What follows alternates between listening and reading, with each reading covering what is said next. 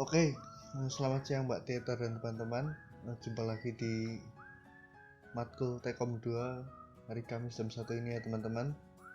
Nah, di sini aku dan kelompok aku akan menjelaskan tentang teori atau pemikiran dari Habermas sendiri. Nah, sebelum lebih lanjut lagi, saya akan memperkenalkan kelompok saya dulu. Yang pertama ada Florentina Evi, kedua ada Candik Ayu, lalu Heribertus Glory, Michelle Angela, dan saya sendiri Vito Fernando.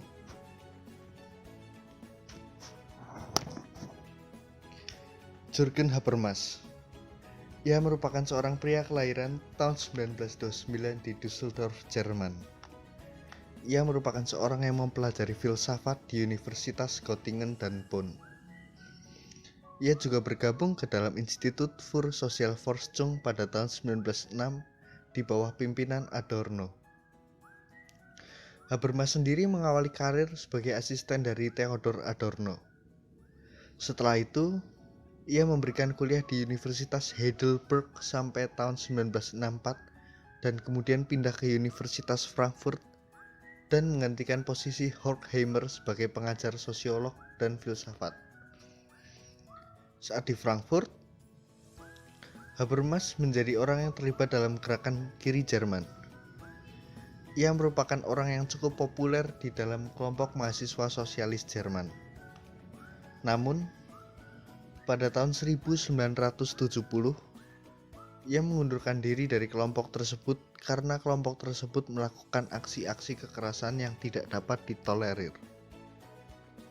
Akhirnya, Habermas mengundurkan diri dari Frankfurt dan bergabung dengan institusi lain, yaitu Max Planck Institut zur Erforschung der Lebendigungen Wissenschaftlichen Welt di Stanford dan menjadi direktur pada tahun 1972. Baik, terima kasih Vito. Di tempat tersebut, Habermas kemudian diangkat menjadi profesor dan ia memiliki kekuasaan untuk mengembangkan teori kritis yang berbeda gaya dengan isi dan jalan pendahulunya seperti Adorno, Horkheimer, dan Marcuse. Habermas mengatakan bahwa tindakan dasar manusia adalah tindakan komunikatif atau interaksi. Ia menyimpulkan hal tersebut karena menurutnya tujuan komunikasi adalah untuk saling memahami dan memberikan pengertian. Menurutnya, tindakan komunikasi yang dilakukan oleh komunikator menginginkan agar pesannya dapat dipahami dengan baik oleh sang komunikan. Penelitian hermeneutik didasarkan pada pemahaman yang bermakna meaningful understanding dan juga muncul karena kebutuhan manusia dalam melakukan tindakan komunikasi. Ya, selanjutnya dilanjutkan oleh Michelle. Oke, kita lanjut ya teman-teman. Nah, Habermas ini mendukung adanya kebebasan berkomunikasi. Ia memiliki pemikiran bahwa penyelesaian di dalam suatu permasalahan yang ada yaitu dengan cara berkomunikasi seperti halnya berargumen.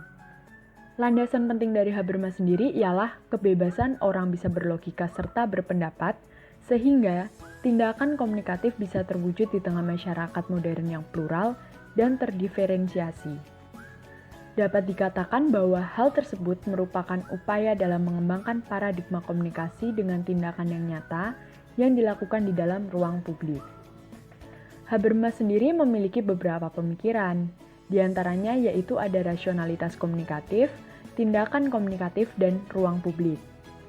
Rasionalitas komunikatif membahas mengenai salah satu istilah yang sering muncul sebagai pemikiran dari Habermas.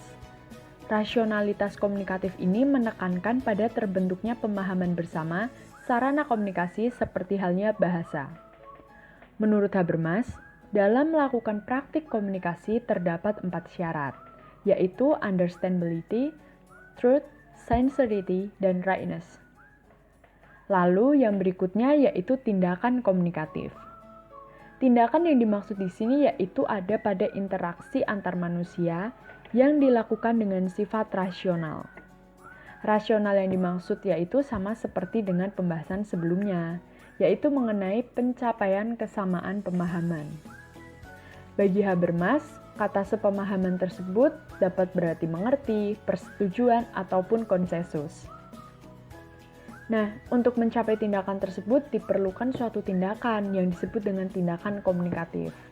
Secara mutlaknya sendiri, tindakan komunikatif ini memang ditujukan pada pencapaian kesepakatan. Lalu yang terakhir yaitu ruang publik.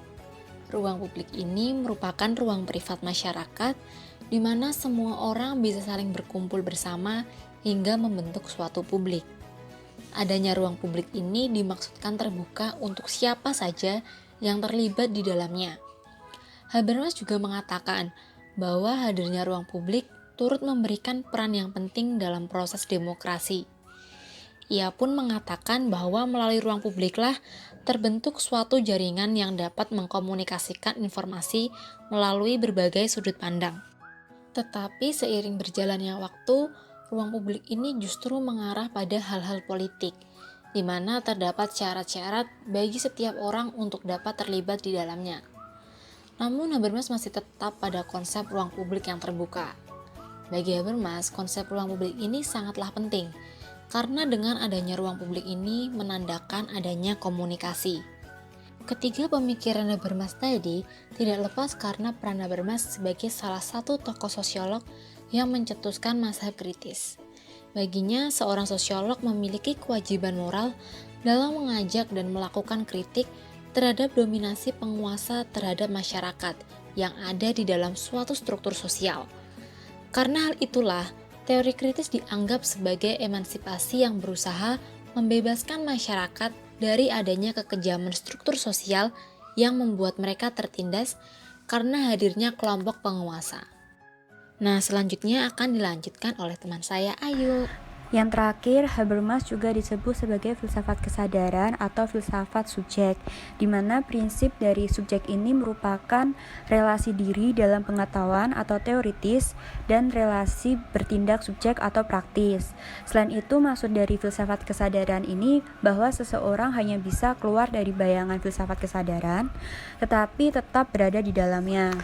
Yang berikutnya, Habermas ini juga memahami mengenai paradigma pemahaman timbal balik, di mana yang artinya sikap mengobjektifkan dari subjek yang menganggap dirinya sendiri itu merupakan bagian dari luar dan tidak lagi istimewa.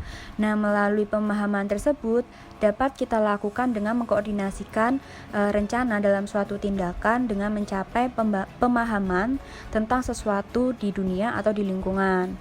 Nah, hal tersebut ini partisipan dalam interaksinya akan merasakan adanya relasi yang berbeda dari subjek yang menganggap dirinya sebagai entitas dari luar.